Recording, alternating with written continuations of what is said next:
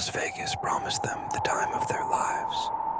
But when Jake, Lisa, and Michael took a wrong turn, they found something the city doesn't advertise. A hotel that wasn't on the map, a clerk who smiled too wide, and a room that was never meant to be rented. They should have checked out sooner. Las Vegas was supposed to be the adventure of a lifetime. For me, Jake, and Lisa, it was our first real trip together. 3 college friends who had saved up for months to experience the glitz, the glamour, and the endless nights of the city that never sleeps.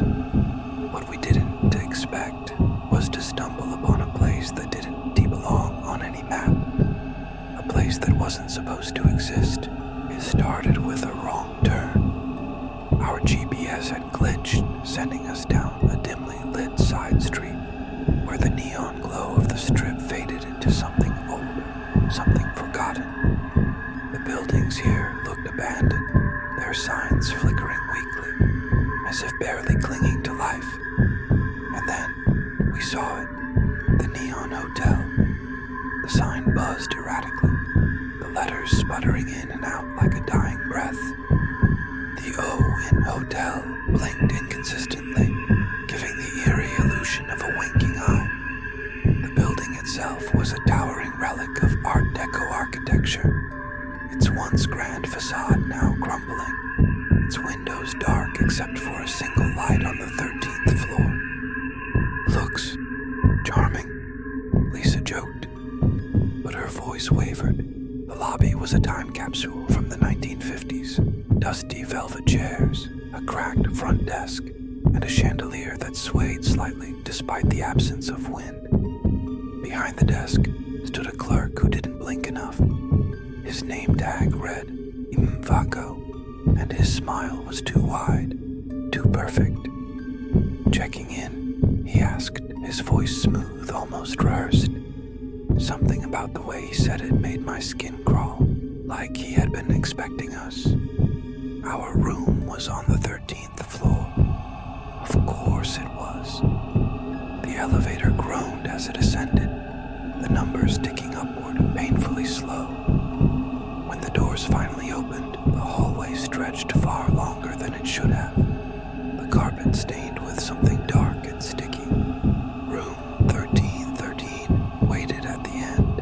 The first night, we laughed off the strangeness. The faucet dripped blood-red water for a few seconds before running clear. The television turned on by itself, static hissing like whispered voices.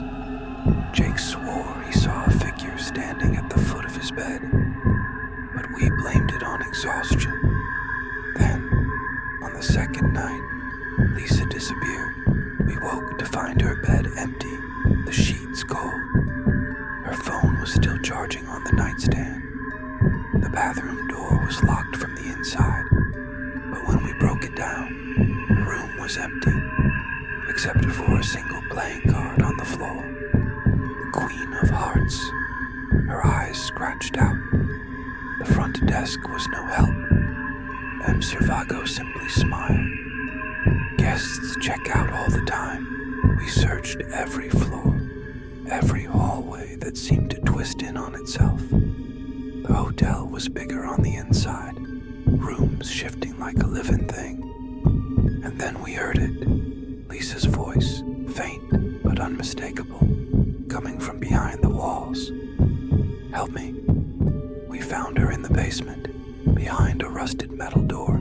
She stood with the others, rows of guests, their skin stretched into grotesque smiles, their eyes sewn shut. They turned toward us in unison, and Monsieur Vago stepped forward, his grin widening impossibly. Checking out so soon? I don't know how we escaped. Jake didn't. They took him as we ran, his screams echoing through those endless halls. The police didn't believe us, of course. The Neon Hotel wasn't on any map. But last night my phone rang. No caller ID, just static. And then Lisa's voice, whispering, Room 13th is waiting for you. And the worst part, I think I'll go